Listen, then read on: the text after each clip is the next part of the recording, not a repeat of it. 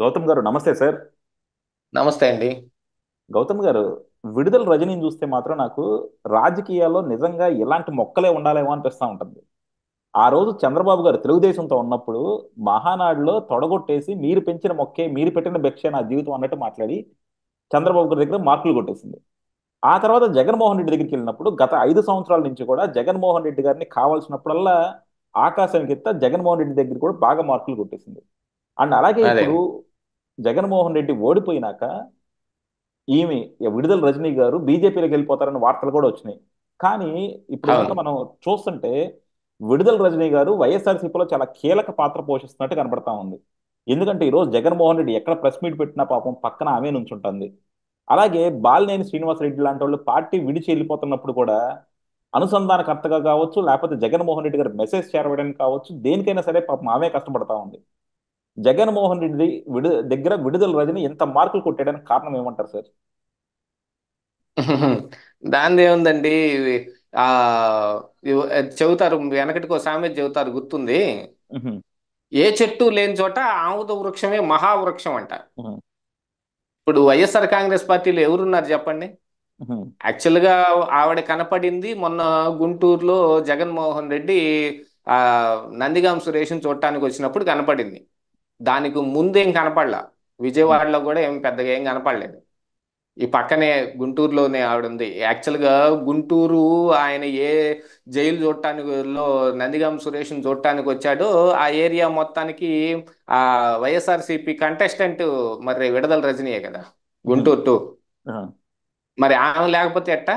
అది కాకుండా ఏంటంటే, చేసే ప్రయత్నాలు అన్నీ వేరే బీజేపీలోకి వెళ్తారనో జనసేనలోకి వెళ్తారనో ఏదో అవి పుకార్లైనా కావచ్చు, లేకపోతే నిజం కూడా ఉండొచ్చు. నిజం ఉండే అవకాశాలు మెరుగ్గానే ఉన్నాయి. ఆవిడ బీజేపీలోకి వెళ్ళటానికి విపరీతమైన ప్రయత్నం చేసింది. ఒక వారం రోజుల పాటు అనుకుంటాను ఫోన్ స్విచ్ ఆఫ్ చేసి పెట్టింది. విషయం కూడా ఆ రోజుల్లో బయటకు వచ్చింది. అప్పుడే ఈ బీజేపీలోకి వెళ్తారు అనే ఒక పుకారు బయటకు వచ్చింది. కాకపోతే మరి అక్కడ ఏమి రానియలేదు, లేకపోతే ఏవిడ నాలెడ్జ్ చాలదులే అని అనుకున్నారు వాళ్ళు, ఏం వదిలేశారేమో మరి, ఒకవేళ బహుశా. మళ్ళీ ఇంకేం వచ్చింది, ఆ, ఇక వేరే పని ఏముందండి చెప్పండి ఆవిడకి. వాళ్ళు అనుకున్న డబ్బులు ఇవ్వలేదు. ఆ, అది అది కూడా అయ్యి ఉండొచ్చు. అది కూడా అయ్యి ఉండొచ్చు. ఎవడ ఒకవేళ ఎమ్మెల్యే అయి ఉంటే గనక కొంత ఉపయోగం ఉండేది. మరి ఎవడ ఎమ్మెల్యే కూడా కాలేదు కదా, ఓడిపోయింది కదా. ఓడిపోవటం మూలాన ఎవడికి ఏమి ఎవరైనా గెలుపు గుర్రాలనే కదా లాగి లోపలేసుకోవాలనుకునేది. ఇలాంటి వాళ్ళని ఎవరు వేసుకుంటారు చెప్పండి? ఉహు, ఏడేం బొత్స సత్యనారాయణ లేకపోతే ధర్మాన ప్రసాద్ సీనియర్ మోస్ట్ ఏం కాదు. ఆపత్కాలంలో అవసరానికి మంచి ఐడియా వేసి దాన్ని తప్పించగలిగిన అంత సీను ఎవడికేం లేదు కదా. ఉహు, పత్తిపాటి పుల్లారావుని పట్టుకొని రాజకీయాల్లోకి వచ్చింది. ఈ విడదల రజనీ వాళ్ళ మామ, ఆయన ఆ తెలుగుదేశం పార్టీలో ఉండి మీకు 2019 ఎన్నికల ముందు వరకు ఆయన చిలకలూరుపేట మార్కెట్ యార్డ్ చైర్మన్. ఉహు, ఆ ఈవిడ వైఎస్ఆర్ కాంగ్రెస్ పార్టీలోకి వెళ్ళిపోయి అక్కడ టికెట్ కన్ఫర్మ్ చేయించుకున్న తర్వాత ఆయన రాజీనామా చేశాడు. అప్పటి వరకు ఆయన మార్కెట్ యార్డ్ చైర్మనే. అక్కడి నుంచి కొద్దిగా ఈ రాజకీయ సంబంధాలు నెరుపుతూనే ఉన్నారు. ఈవిడ మరి యాక్చువల్గా మనకు తెలిసిన మ్యాటర్ ప్రకారం ఈవిడ ఎమ్మెల్యేకి పోటీ చేసి ప్రత్తిపాటి పుల్లారావుని నువ్వు ఎంపీ తీసుకో, నేను ఇక్కడ పోటీ చేస్తాను అనే దగ్గరే వాళ్ళకి విభేదం వచ్చింది అని చెప్పుకుంటారు పేటలో. సరే, ఇక ఏది ఏమైనప్పటికీ గాను, ఇక ఇప్పుడు జగన్మోహన్ రెడ్డి వస్తే కొంచెం నోన్ ఫేసెస్ కనపడాలి కదా. ఆయన ప్రెస్ మీట్ జైలు దగ్గర అయినా ఎక్కడైనా ఆయన ప్రెస్ మీట్ పెడుతున్నాడు ఈ రోజు. మీరు ఉహు. వరుసగా అబ్జర్వ్ చేశారంటే గనక ఆ ప్రెస్ మీట్ గవర్నమెంట్. లో పక్కనగా కొన్ని నోన్ ఫేసెస్ కనిపిస్తే బాగుంటది కాబట్టి రజనీని పిలుచుంటారు.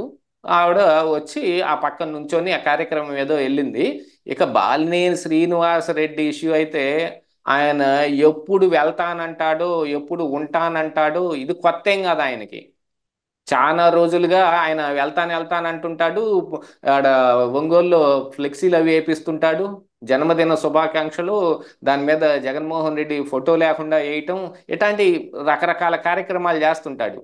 ఎవరు ఆ తర్వాత ఎవరు వెళ్తానన్నారు అని జర్నలిస్టులను కూడా బెదిరిస్తుంటాడు. అలాంటిది ఇప్పుడు కూడా జరిగింది. ఈవీఎం ట్యాంపరింగ్ విషయంలో వాళ్ళ బాలినేని శ్రీనివాసరెడ్డికి పెద్ద దెబ్బ తగిలింది. అందులో ఎటువంటి తేలే అవకాశం లేదు. ఆ, వీ యాక్చువల్గా వీళ్ళేదో రీకౌంటింగ్ లాగా అడుగుతున్నారు. అది రీవెరిఫికేషన్. రీవెరిఫికేషన్ అంటే ఏంటి? వెరిఫికేషన్ దేన్ని చేస్తారు? మిషన్ చేస్తారు. మిషన్ బాగా పనిచేస్తుందా లేదా, మిషన్ కరెక్ట్గా పనిచేస్తుందా లేదా అని వెరిఫై చేస్తారు. అంతే తప్ప వీవీప్యాట్ స్లిప్పులు తీసి అందులో ఉన్న పాత కౌంట్ చేయరు. అది రీకౌంటింగ్ ఎప్పుడు లోపు దాన్ని చేసుకోవాల్సింది అనౌన్స్ చేసే లోపు. అప్పుడు ఆయన ఏమో రీకౌంటింగ్ పెట్టలేదు కదా. అప్పుడు అడిగితే 4 సార్లు ఆయన రీకౌంటింగ్ చేస్తారు. రీవెరిఫికేషన్కి రీకౌంటింగ్కి మధ్య ఉన్న ఆ ఆ లైన్ ఒకటి ఉంటుంది. దాన్ని బేస్ చేసుకుని వీళ్ళు ప్రాపగండా కోసం కేసుల దాకా వెళ్ళారు. కేసులతో కూడా ఏం తేలే అంశం ఏం కాదు. ఆడ అనవసరంగా బాలినేని శ్రీనివాసరెడ్డి ఫూల్ అయిపోవటం తప్ప. ఇంకా దాంతో పాటుగా ఏంటంటే ఇప్పుడు ఆయన జనసేనలోకి వెళ్తాడు. ఎందుకంటే అప్పుడు ఒక వైజాగ్లో ఒక జనసేన కార్పొరేటర్ సంథింగ్ ఎవరో, సబ్జెక్ట్ టు కరెక్షను, ఆయన మాట్లాడిన కొన్ని మాటలతోటి బాలినేని శ్రీనివాసరెడ్డి బాగా హర్ట్ అయిపోయి పవన్ కళ్యాణ్ తోటే మాట్లాడుకున్నాడు డైరెక్ట్గా. ఆ ఆ పవన్ కళ్యాణ్ కూడా ఈ విషయం ఎక్కువ మాట్లాడొద్దని ఆయన కూడా అందరినీ జన సైనికులు మొత్తాన్ని వారించినట్టుగా ఉంది. దాంతో పాటుగా ఏంటంటే బాలినేని శ్రీనివాస్ రెడ్డి ఫ్యామిలీలో మెంబర్ లాంటివాడు. ఆ, ఈ కంపల్సరీగా వాళ్ళ ఫ్యామిలీ మెంబరే కదా. ఆయనే ఈ వైఎస్ఆర్ కాంగ్రెస్ పార్టీ తప్ప వేరే దిక్కు లేదు. యాక్చువల్గా చెప్పాలంటే ఆయన్ని ఇప్పటికిప్పుడు జనసేనలోకి తీసుకుంటారు అనే నమ్మకం లేదు. టీడీపీలోకి ఆయన వెళ్ళడు, రానివ్వరు. బీజేపీలోకి వెళ్ళటానికి అది వేరే. బాలినేని శ్రీనివాసరెడ్డి అంటే వాళ్ళు అసలు బీజేపీలో పనికిరారు. బీజేపీలో మనాలి అని అంటే, అక్కడ మన్నన పొందాలి అని అంటే కనుక చాలా ముదుర్లు అయి ఉండాలి. దేశం ముదురైతే తప్ప బీజేపీలోకి వెళ్ళటం కుదిరే పని కాదు. ఈయనేం దేశముదురు కాదు, ఈయన చాలా అమాయకుడు. ఈయన్ని వాసన్న వాసన్న అని చాలా చిన్న చిన్న వీళ్ళందరూ కూడా దగ్గరికి వెళ్ళిపోయి ఆయన్ని ఉత్తినే మోసం చేసేయగలరు. ఆయన వాళ్ళందరూ చెప్పి నేను నమ్ముతాడు. అంత అమాయకుడు యాక్చువల్గా వాసన్న. నోట్లో ఏలు పెడితే కొరకలేని పిల్లాడు అంటారు చూడండి. అలాంటి వాడే బాలినేని శ్రీనివాసరెడ్డి. ఆ ఇక ఆయన వేరే పార్టీలోకి దేనికి బాడు. ఆయన కొంచెంసేపు అలుగుతాడు, అలిగి పిల్లలు అన్నం తిన్నావు మారం చేయను, నువ్వు అసలు మా నాన్నవు కాదు పో, నువ్వు నువ్వు మా అమ్మవు కాదు పో అంటారు చూడు. అలాగని అలాంటి మెంటాలిటీ అయింది. అందుకని ఆయన చేస్తాడు.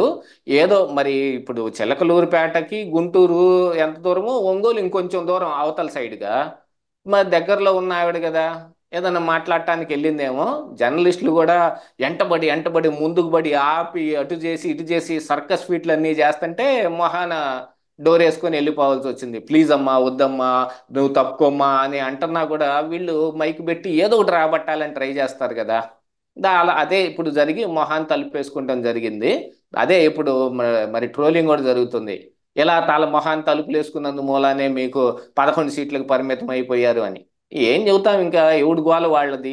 జర్నలిస్టులు ఏదో ఒక రకంగా నేను అద్భుతమైన ఒక మ్యాటర్ బట్టి మన ఛానల్కి అందించానని జర్నలిస్టులు మోటో. ఏమీ చెప్పకుండా వెళ్ళిపోవాలనేది ఈ రాజకీయ నాయకులు మోటో. ఇక విహెచ్ లాంటి వాళ్ళు ఉన్నారు, పాత వి హనుమంతరావు లాంటి వాళ్ళు. వాళ్ళే ఒక లెటర్ రిలీజ్ చేస్తారు ప్రెస్ వ్యూకి. వాళ్ళే పంపిస్తారు అందరికీ. అది వేసిన తర్వాత అధిష్టానం నుంచి ఏదో మ్యాటర్లు సెటిల్ అవటం కానీ లేకపోతే వార్నింగ్లు రావటం కానీ జరిగితే, ఎవరు ఇచ్చారు మీకు అసలు ఆ లెటరు? ఎవరు మిమ్మల్ని అడిగింది? నేను చెప్పానా అని గదమాయిస్తాడు. అది వేరే రకమైన రాజకీయం అన్నమాట. వాళ్ళది అనుకున్నది ఏదో బయట పెట్టడం కోసం చేస్తుంటారు. ఇలాగ ఒక విచిత్రమైన పరిస్థితి నెలకొంది. దాంతోపాటుగా ఏంటంటే మనకి చాలా రోజులుగా చూస్తున్న దాని ప్రకారంగా విజయసాయి రెడ్డితో కానీ సజ్జల రామకృష్ణారెడ్డితో కానీ ఈ విడుదల రజనీకి మంచి సంబంధాలే ఉన్నాయి. ఆ ఆ ఒకవేళ ఆ దీంతో ఇప్పుడు ఈ టైం మరి జగన్మోహన్ రెడ్డి ఎవరు లేకుండా ఫ్రీగా ఉన్న టైం కదా. ఇప్పుడు బాగా పక్క కింద చేరి ఆకట్టుకొని ఈ పార్టీలో అలాగనే కొనసాగితే రేపు మళ్ళీ ఉపయోగం ఉండే అవకాశం ఏమన్నా ఉందండి. ఎందుకంటే మళ్ళీ గుంటూరు 2లో పోటీ చేసే అవకాశమే లేదు. ఈ మా ఈ ఇన్నిసార్లు ఇచ్చినా కూడా ఈ గుంటూరు 2లో గెలవటం కష్టం. 2019 అప్పుడే మద్దాలగిరి గెలిచాడు కదా అక్కడ. ఆ ఆ టికెట్. తెలుగుదేశం పార్టీ తరపున. ఇక మళ్ళీ ఈవిడికి ఎన్నిసార్లు ఇచ్చినా ఆడ ఉండదు. అందుకని మళ్ళీ చిలకలూరిపేటకు రావాలి అని అంటే మళ్ళీ ఏంటి, ఈ దీంట్లో మరి వాళ్ళ వైఎస్ఆర్ కాంగ్రెస్ పార్టీలో ఆమె ప్రాపకం పెంచుకోవాలి. జగన్మోహన్ రెడ్డికి ఎంత దగ్గర అయితే అంత మంచిది. ఇప్పుడు నగరిలో రోజా తోటి కూడా మంతనాలు గింతనాలు అయిపోయి నగరిలో మార్చాల్సిన వాళ్ళందరినీ మార్చేసి రోజాకి ఎగనెస్ట్గా ఎవరున్నారో వాళ్ళందరినీ ఏ పార్టీ నుంచి ఉద్వాసన ఇచ్చి పంపించేశారు. అది రోజా. ఇట్లాగా కొంతమంది క్యాండిడేట్లు ఉంటారు చూడండి, మెయిన్ క్యాండిడేట్లు. ఆ విధంగా ఇప్పుడు విడదల రజనీ కూడా తయారైంది. ఎందుకంటే ఛాన్స్ ఇదే కదా, ఇంతకు మించిన ఛాన్స్ లేదు. వీళ్ళు రాజకీయాల్లో ఇంకా ముందుకెళ్ళాలి అంటే వీళ్ళకి మిగిలింది వైఎస్ఆర్ కాంగ్రెస్ పార్టీయే. ఇప్పుడు వైఎస్ఆర్ కాంగ్రెస్ పార్టీలో కూడా మిగిలింది ఇదిగో ఇట్లాంటి నాయకులే, వీళ్ళు తప్ప ఎవరు లేరు. మరి ఏదైనా మెసేజ్ నిజంగానే పంపించారేమో బాలినేని శ్రీనివాసరెడ్డికి విడదల రజనీ ద్వారా, అది కూడా అయ్యుండొచ్చు. ఆ అంతే తప్ప ఇక్కడ ఇంపార్టెన్స్ అనేది కానీ ఇంకోటి అనేది కానీ ఏదో పెరుగుతుంది, విడదల రజనీ తోటి ఏదన్నా వేరే రకమైన సంబంధం ఉంది, ఐఎమ్ సారీ టు సే ఇది. ఎందుకంటే చాలా అసాల్ట్గా ఇప్పుడు సోషల్ మీడియాలో ఇలాంటి ప్రాపగాండా నడుస్తుంది కదా.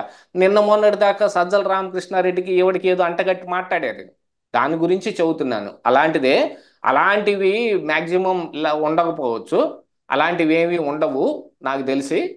కాకపోతే మరి పార్టీకి కూడా అవసరమేగా, జనాలతోనే కదా పార్టీ నిర్మాణం అవ్వాల్సింది. అలాగా ఏమో ఈ బిల్డ్ చేసుకుంటానికి వీళ్ళని అంతే ఉంచుకొని ఉంటాడు మరి అంటే జగన్మోహన్ రెడ్డి. రాజకీయాల్లో ఏది ఉంటాయి ఎలా ఉంటాయి అనేది మనం ఏం చెప్పలేం కానీ, కాకపోతే ఒక్కటి సార్, ఇప్పుడు మీరు అన్నట్టు బాలినేని శ్రీనివాసరెడ్డి ఏంటంటే బేసిక్గా ఏ రాజకీయ పార్టీలతోనూ ఆయనకి విభేదాలు లేవు. అక్కడ ఆయన తెలుగుదేశం కార్యకర్తలకి పనిచేశాడని చెప్పారు, జనసేన కార్యకర్తలకి పనిచేశాడని చెప్పారు, వైఎస్ఆర్సీపీ వాళ్ళకి బాగానే పనిచేశాడు. సో అందరితోనూ మంచి సంబంధాలు పెట్టుకున్నాడు. సో బాలినేని శ్రీనివాస్ వస్తానంటే కాదనే వాళ్ళు కూడా నాకు తెలిసి ఎవరు లేరు. కాకపోతే ఏంటంటే మీరు ఇందాక అన్నట్టు బాలినేని శ్రీనివాస్ జగన్మోహన్ రెడ్డి సొంతింటి వ్యక్తి. సో అలాంటి వాళ్ళు నిజంగా ఏ పార్టీలోకైనా వస్తే ఆ కాన్ఫిడెన్షియాలిటీ ఆ పార్టీల్లో కూడా దెబ్బతింటుంది కదా. అసలు తీసుకుంటారంటారా ఇలాంటి వాళ్ళని తీసుకోవడం వల్ల ఆ పార్టీలకు వచ్చే లాభం ఏంటి? ఏదో జగన్మోహన్ రెడ్డిని రెండు మూడు తిట్టించుకోవడం తప్ప. కరెక్టే. ఇలాగా ఏదో కొంచెం ఇది అవటమే తప్ప వేరే ఏం ఉండదు. అయినా ఇప్పుడు ఆయనేమో ఆయన కాన్స్టిట్యున్సీ దాటి వదిలేసి వెళ్ళిపోయేవాడు ఏం కాదు. ఉహు. అక్కడ ఆ కాన్స్టిట్యున్సీలో ఆయనకున్న హోల్డ్ అట్లాంటిది, ఆయన కూడా గట్టిగా అక్కడే పనిచేసుకుని ఉంటాడు. కానీ మరి అక్కడ ఆల్రెడీ ఉన్న నాయకుల్ని ఏం చేయాలి? ఆడ ఇప్పుడు జనసేనలో కూడా కొంచెం పెద్ద నాయకుడే తయారయ్యాడు కదా, ఈదర్ హరిబాబు. ఉహు. ఇంతకుముందు తెలుగుదేశం పార్టీలో ఉండి తెలుగుదేశం. జనసేనలోకి వెళ్ళిన నాయకుడు ఉన్నాడు. అక్కడ మంచి హోల్డ్ ఉన్న నాయకులు కొద్దిగా ఉన్నారు. ఆ ఈదర్ బీఫా హరిబాబు అంటే ఆయన బీఫామ్ బాగా బీఫామ్ వెల్ ఇస్తే నోన్ వ్యక్తి. బీఫామ్ ఇస్తే కూడా ఎమ్మెల్యే టికెట్ గా గెలవలేని అతను. అది అది వేరే అంశంలేండి. ఆయన కొంచెం హోల్డ్ ఉన్న వ్యక్తి అక్కడ. ఆయన ఎన్టీఆర్ కళా పరిషత్ అని కూడా ఏదో నడిపేవాడు అవును, ఇంతకు ముందు. అవును, బాలకృష్ణకి క్లోజ్ రిలేషన్ ఉంది. బాగా క్లోజ్ రిలేషన్. ఆయన ఇప్పుడు జనసేనలోనే కదా ఉంది. అదే. అక్కడ మరి ఈయన్ని ఏ రకంగా ఈ పార్టీలు కొంచెం ఎంటర్టైన్ చేస్తాయని చూడాలిగా. యా, చూద్దాం సార్. డెఫినెట్గా ఏంటంటే ఇవన్నీ కూడా రాజకీయాల్లో మనకి సర్వసాధారణమే. కాకపోతే ఏంటంటే ఇప్పుడు బాలినేని శ్రీనివాసరెడ్డి లాంటి వాళ్ళని ఏ పార్టీ తీసుకున్నా సరే ఆచి చూచి తీసుకోవాలన్నమాట. ఎందుకంటే మొన్నటిదాకా వాళ్ళని కామెంట్ చేశారు. అలాగే బాలినేని శ్రీనివాసరెడ్డిని ఏ పార్టీ తీసుకున్నా సరే వాళ్ళకి ఎంత మటుకు లాభం ఉంటుందన్న కూడా చూసుకోవాలి. సో జగన్మోహన్ రెడ్డి లాగా మిగతా పార్టీలు కూడా వాళ్ళని తిట్టించలేవు కాబట్టి వీళ్ళు అలా తిట్టించిపోతే అతని వల్ల వాళ్ళకి వచ్చే ఉపయోగం కూడా ఏమీ లేదు. అలాగే ఇతను నాన్ కాంట్రవర్షియల్ పర్సన్ గా ఉంటాడు కాబట్టి వచ్చినా తిడతాడన్న హోప్ కూడా లేదు. సో చూద్దాం అవును. ఏమవుతుందో.